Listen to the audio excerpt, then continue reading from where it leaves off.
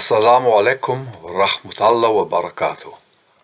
It is my great honor to be able to send this message to the Moroccan Center for Tolerance and Interfaith Dialogue for its event on the occasion of World Holocaust Remembrance Day. Among the many shared teachings and texts of Islam and Judaism is the statement in the Mishnah, written some 2,000 years ago, that to kill one person is as if one had killed the whole world. If killing one person diminishes the divine presence in the world, the extermination of whole-scale communities is surely the ultimate desecration of the divine. And obviously, it is the sacred duty of religions and their adherents to do their utmost to prevent such terrible desecration of the divine presence and to affirm the sanctity of human life created in a divine image. While the impact of the Shoah, the Nazi Holocaust, led to a body of international law to punish perpetrators of genocide and to prevent such atrocities, ultimately the challenge is an educational one, in which religions have a critical, if not unique, role to play through instilling a true reverence for the sanctity of human life and dignity of all. In addition, there is the role of memory. While memory plays a critical role in all religious traditions, it is the impact of memories on our consciousness and our consciences in the present and the future that must be the paramount concern and goal. It is accordingly of critical importance that younger generations learn the lessons of such tragedies in order to be more alert to their prevention. Yet studies show that the vast majority of young people today are stunningly ignorant of these events. This makes them so terribly vulnerable to fake news, historical revisionism, Holocaust denial, and so on. But in addition to the necessity of education about the Shoah, what lessons of such tragedy must we draw?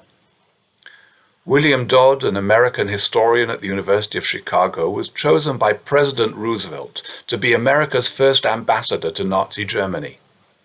Initially hopeful and encouraged by the spirit of the new Germany that emerged from the ashes of the First World War, as Hitler's rise to power led to the increasing persecution of Jews and others, Dodd's excitement turned to fear. He telegraphed the State Department first-hand accounts of attacks on Jews, the censorship of the press, and the enactment of new laws that restricted the rights of the Jewish people and other minorities. However, his superiors treated his communiques with indifference, and his reports were considered too sensational to be reliable. Dodd noted that Hitler's rise to power and the policies that led to the Holocaust developed through stages. First came the bigoted language targeting a minority, initially dismissed by society as only words and marginal. These became increasingly widespread, credible, and even respectable.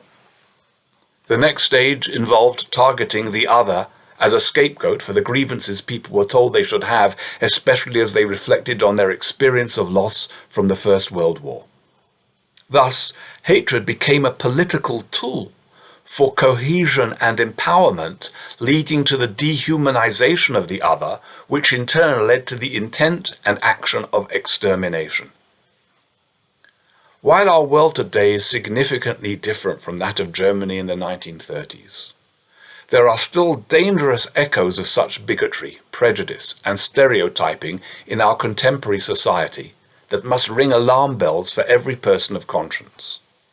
Therefore, it is essential not only to combat ignorance of the past, but to educate our society and especially the younger generation about the dangers and consequences of all kinds of hate speech.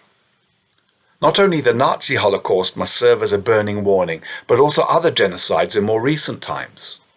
The slogan, "Never Again," demands of us to keep alive the memory of the genocide of the Armenians and other Christian communities under Turkish rule in the early 20th century, the genocide of Bosnian Muslims at Srebrenica and elsewhere, as well as the massacres in Rwanda at the end of that bloody century, and more recently the extermination of Yazidis in particular at the hands of ISIS. However, even worse than ignorance is denial. Why people seek to deny these horrendous events is itself something of a puzzle.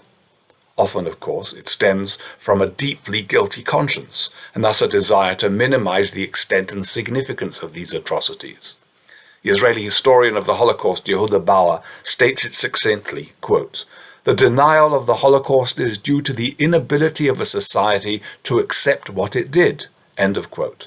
This, of course, is especially the case concerning genocide deniers from the communities that perpetrated these atrocities.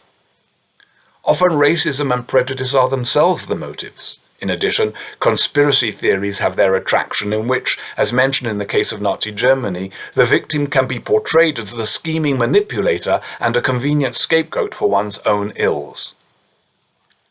The danger of denial of genocide has been described by the former Rais al-Ulama, the Grand Mufti of Bosnia, Dr. Mustafa Seric, as not only, quote, "a denial of the truth about real physical genocide that continues the real psychological genocide against the victims of genocide, but also as a justification for potential new genocide, because everyone who denies the real evil of genocide is ready to perpetrate that evil again," end of quote.